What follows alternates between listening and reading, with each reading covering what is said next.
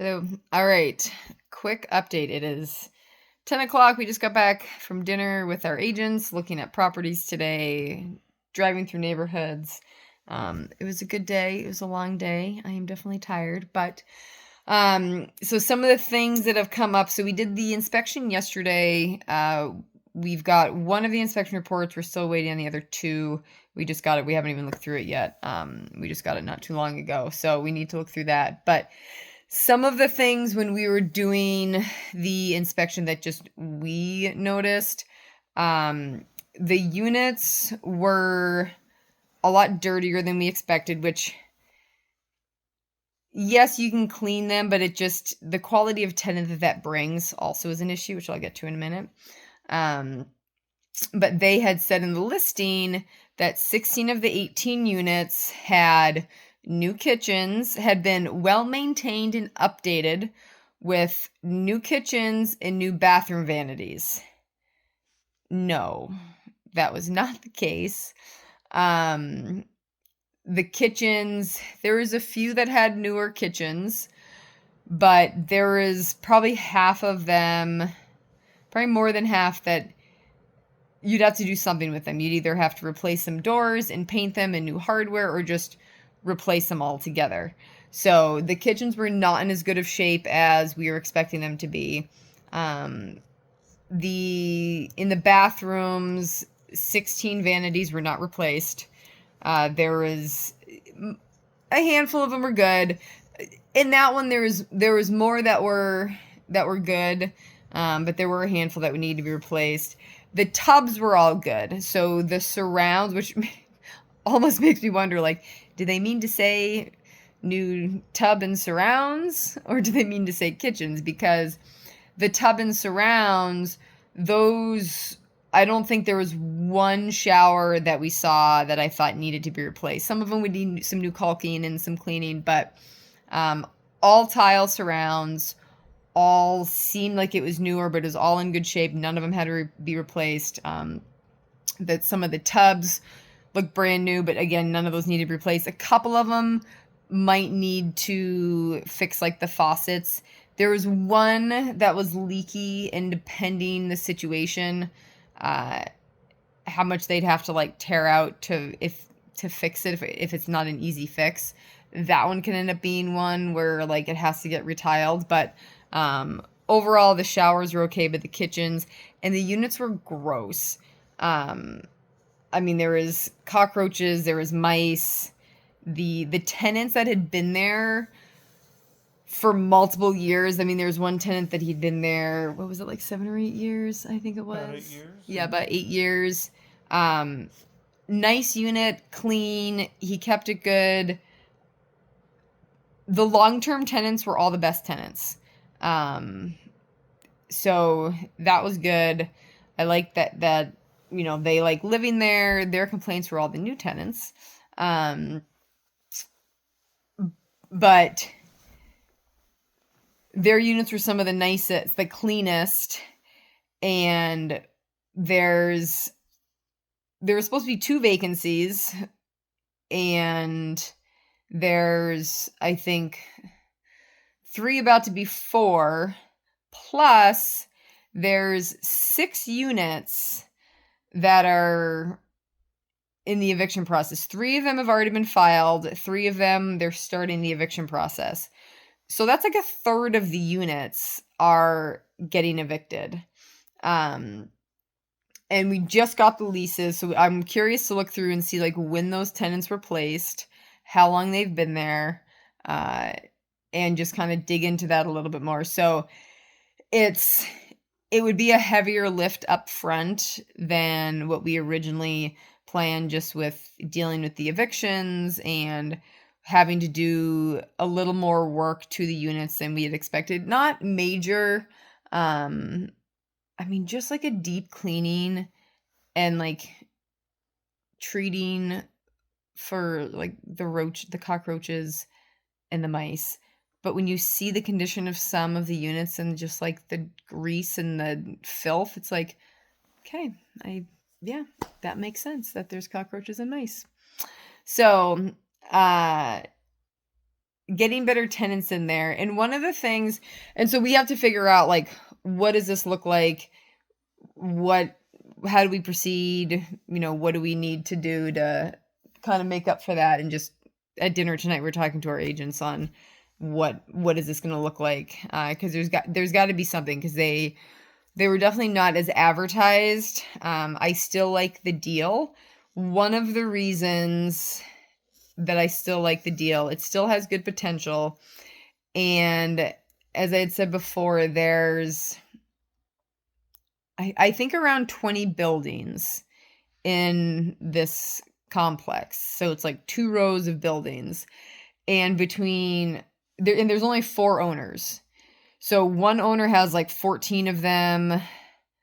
Another one owns 4. So maybe there's like 22. But either way, like, majority of them are owned by one guy. The people that we're buying from own 4. They're selling 3 of them. And then there's another owner that has 2. So the numbers are something like that. And our agents sold a couple of these properties to one of the other owners. And he really likes them. Once he got them, it sounded like the ones that he bought needed some fixing up. But he said it's, they're great. When they need to get rented, they rent quickly. And he's got good tenants in there. So we know that it's an area, and specifically, like, literally within this complex, that has good potential and it can get good tenants. The buildings that we're looking at are the problem buildings in there. So that is encouraging to me to know, okay, it's a proven property. We just need to get them cleaned up and use a property manager that doesn't get people in there.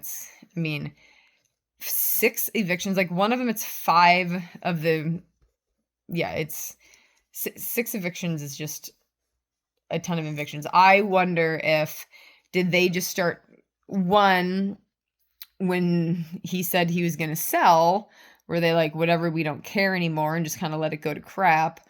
And then, like, okay, well, now we just need to get people in, whatever. We just need to have signed leases. So when we list this, it has X amount of NOI and whatnot.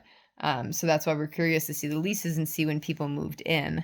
But like I said, I have comfort in knowing that all the other buildings, and the guy that owns 14 of them, when he bought them, he did the same. He went through, he fixed them up.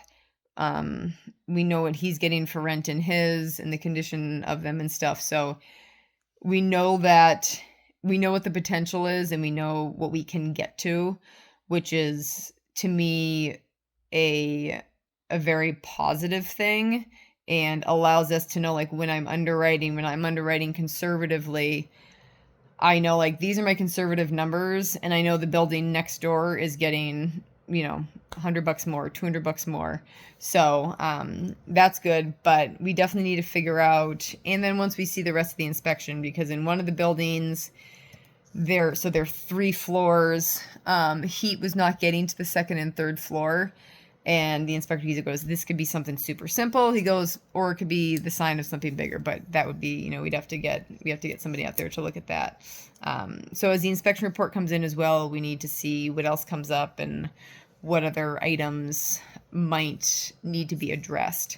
So but that's what we've been, for the one we're under contract on, that's what we've been kind of looking at and dealing with, and just trying to go through, trying to get an idea of, okay, what will it take to get the units up to standard? Because like I said, like, they feel like they're a lot more work than they are, because they're so dirty. Like, when you walk into a place and it's just gross and sticky and dirty, and like, oftentimes it can feel like it's a lot more work than it is.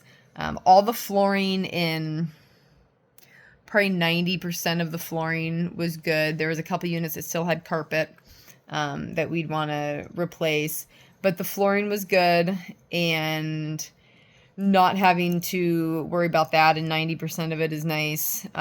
It really was just the kitchens. Like I said, the bathrooms, a few vanities will have to be replaced, and the showers recaulked and stuff. I mean, that's kind of just good typical maintenance anyways, to make sure nothing leaks. But the kitchens were definitely the biggest thing. They're small kitchens though. So you had, I think I counted 10 cabinets between like uppers and lowers. And some of those were like single ones, some of those were double ones.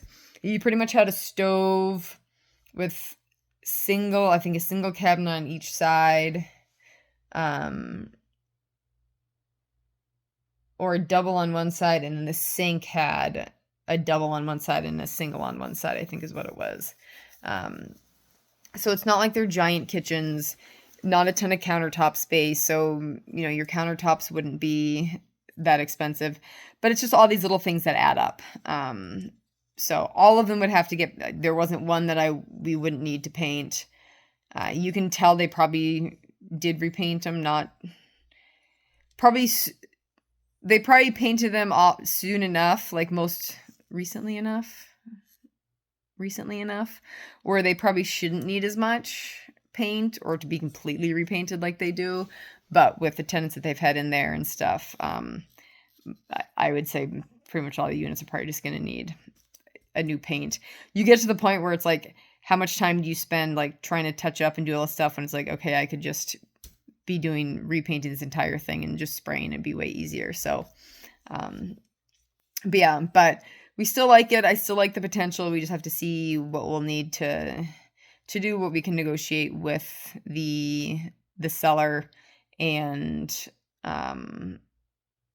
you know, and it's a situation where any buyer that comes in is going to be in the same situation. They're going to walk in, they're going to say, okay, you said 16 out of 18 of these were updated. You've got 6 evictions going on. That's a third of the units are under eviction. Like, it's going to be the same with anyone. So hopefully the seller is realistic and willing to do something. And that's what we have to figure out, is what we want, what we need, and then what they're willing to do. So, but we did go look at a bunch of other properties today as well. Like I said, while we're here, we're like, well, we might as well look at some other ones, and we might end up buying another one as well. So, we looked at a handful of other properties. I think there's 4 other properties today. So we'll kind of be digging into those, looking at those numbers, seeing if that's something that we want to put any LOIs in on. We've got some people that are looking to partner, so could be a good opportunity to buy a couple other things as well, but we just have to look and see how the numbers are. And it was good to just drive around different neighborhoods, really getting a feel for the different neighborhoods, the different areas. We drove through one area where we were sent a deal, and we were told by most people, like, yeah, no, we would not buy there. You know, you make your own choice, but that is not an area that we would recommend buying in. The property manager that we are more than likely going to hire, he says, if it tells you anything, he goes, I don't manage there. And so we drove through that area today, and when we were on the street, we're like, this isn't too bad. And it's sad because it's in an area that used to be, there used to be like a steel mill or something like that there. And it used to be a very booming area, and they have these beautiful big brick buildings. And like, so you drive and you see these like gorgeous brick buildings, and the actual street that one property's on, we're like, this is like, yeah, it's not great, but it wasn't as bad as we were expecting. But then like a couple blocks away, we're like, yes, okay, now I see. So not a place that we would want to buy. I mean, you're just driving blocks and there's not a single storefront that actually had a store in it. Just all boarded up or gated up. And yeah, so it was good to kind of confirm certain areas, whether we would or would not buy there, and just really get a feel for it. So busy day today, but a good day, very productive. And then we went out to dinner with our agents, which is good to kind of summarize, go over what we saw today, some of the numbers, try and figure out our game plan for the property we're under contract on and how to proceed with that one. So yeah, overall a very good day. Tomorrow we fly out midday. We're looking at some properties in the morning, so we'll be cutting it close, getting to the airport in time. We should have plenty of time, but it'll we will not have time to dilly-dally at the property. So we have 2 showings in the morning to go look at, and then we'll head to the airport and then fly home. And then Friday really narrowing down and figuring things out. So and we're also trying to figure out the lending. I've been talking to lenders, and there's very few lenders that could close by the end of the year. So there's one broker that I got to send him some stuff, but he has a credit union that he said I'll get some more info. But it's sounding like they could close by the end of the year. But his worst case is, he goes, we do in-house bridge financing. I can close you in a week. Worst case. So, and then there's another lender that I'm talking to that's a similar situation. So he's seeing kind of what they have to offer, but again, like worst case scenario, we do bridge financing, which is not good financing, but to get us closed by the end of the year for tax reasons. And then basically we just immediately start the process of refinancing, and we get that done by January, February. So I'm not as concerned with closing by the end of the year, just because we know we can do the bridge financing within a week or two. Not our first choice. Just like I said, it's going to be higher fees and not as good of interest, but the fact that we can refinance out of it right away without penalty will be good. So just really trying to narrow down the lending. In Chicago too, there's quite a few lenders that will not lend to us because they'll only lend to people who are local or people that have been investing in the Chicagoland area for at least 3 years. So that was not something I was expecting to run into. And there is, not like half of the lenders, but more than I didn't expect that to be with any of them, but so there's a handful of them that said no because of that reason. They said, yeah, it doesn't matter how much experience you have outside of Chicago, you have to have experience within Chicago for at least 3 years of experience. So in some ways that was good because it helped narrow down the dozens of lenders I was looking at. So what else? Yeah, that's kind of where we're at now. I was hoping to have had lending locked down by now, but obviously we don't. Still trying to figure that out. We really need to get that locked down this week though. So really get that decided. Were you going to say something? No, I was thinking about something, but don't have anything right now. John's next to me. He got that look on his face like I thought he was going to say something, but yeah, so really need to get the lending narrowed down because we need, we want to get it figured out and start moving forward with one specific lender and make sure we're good to go.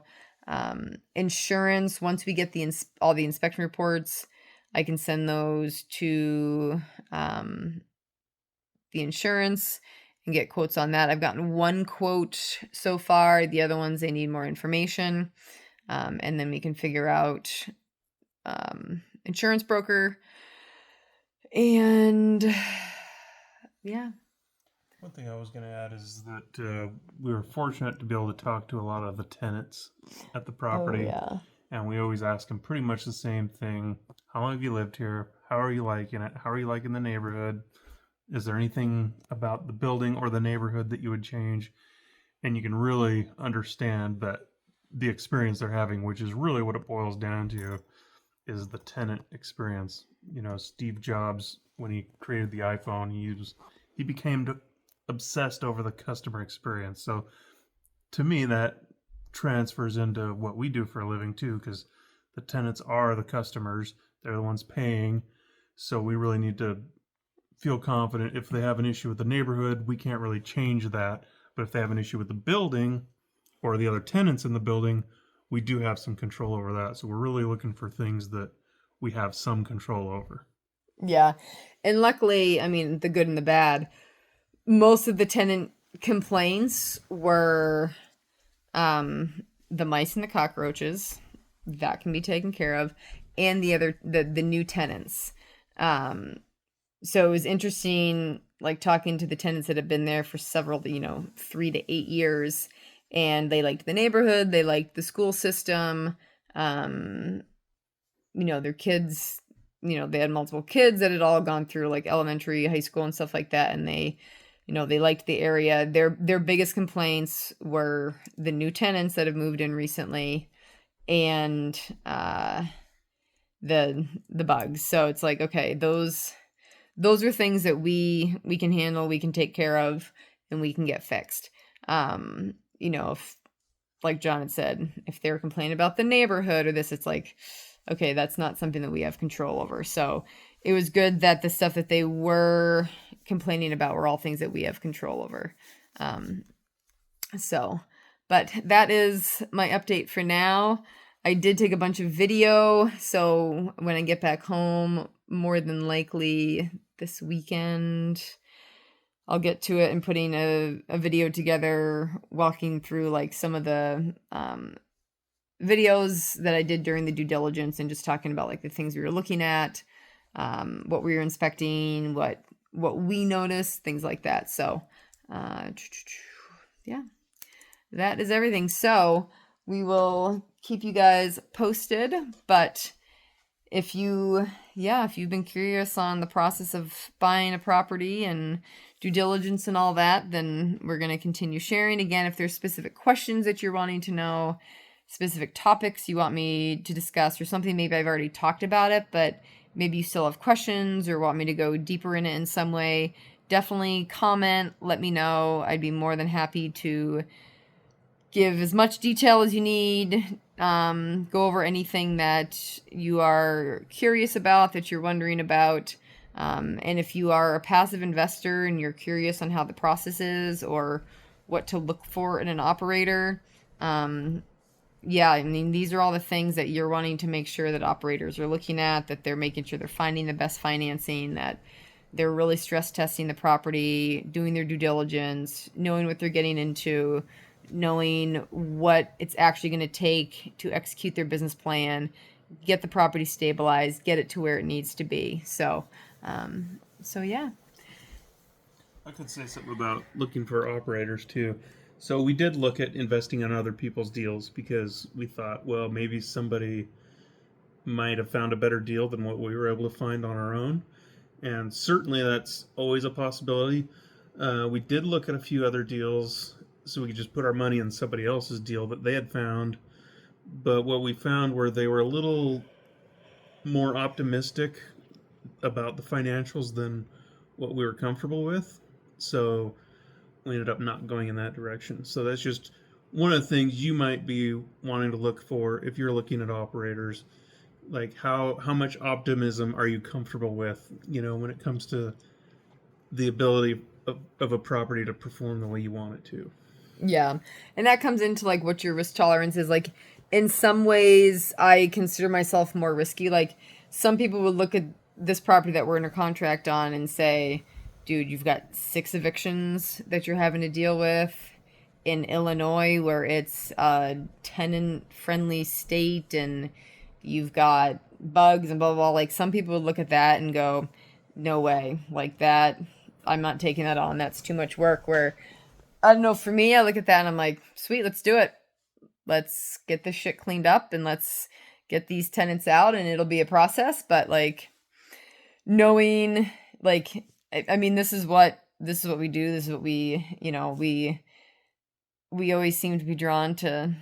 And again, like this wasn't supposed to be a major value add project, but it's turning into, if we do go through with it, which I'm hoping we still can, it is it is turning into a larger value add than what it was supposed to be. It was supposed to be a light value add type purchase, but I don't know, like this is the stuff that we enjoy, that we have fun doing. And this is what we do full time. So like that's the side of things and the risk side of things that I don't feel are as risky because we know how to do it. We know how to take care of it.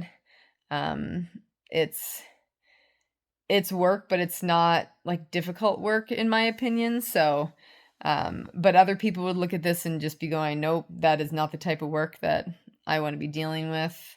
I don't want to do that. I just want class A turnkey properties. That's all that I want to deal with. And that's where you as a passive investor, need to decide, one, do you want to, and this is something that we look to do as well, like when we're investing passively, it's like I'm looking to invest in things that we don't invest in to be able to diversify and kind of hedge on things, where you as a passive investor could be thinking, well, if I can invest in a few deals, like, okay, I'll invest in some that are going to be a class BC with potentially higher returns, and maybe some class A that are going to be lower returns but more steady. So there's so many options that you can do, and it's really just figuring out what your risk tolerance is, what you're looking for.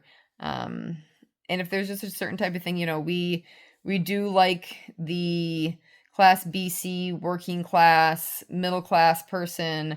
We like being able to offer affordable housing and offer people clean, affordable housing that is not necessarily, luxury stuff, but it's clean, it's neat, it's safe, and it's a place that people enjoy living. Like that is what drives us and what we enjoy doing, knowing that we are providing housing to, middle class, BC class properties and areas, and they're going to get affordable, nice, clean, safe places to live. So, um, yeah, that is basically our business plan. So, all right, I am gonna go. I need to go to bed. But subscribe if you know somebody that will find this useful. Please share it with them. And again, any questions, anything you want me to cover, make sure to comment, message me, whatever you want to do, and I'll make sure to cover it in future videos. So, yeah, continuing on with the purchase of our 18 unit.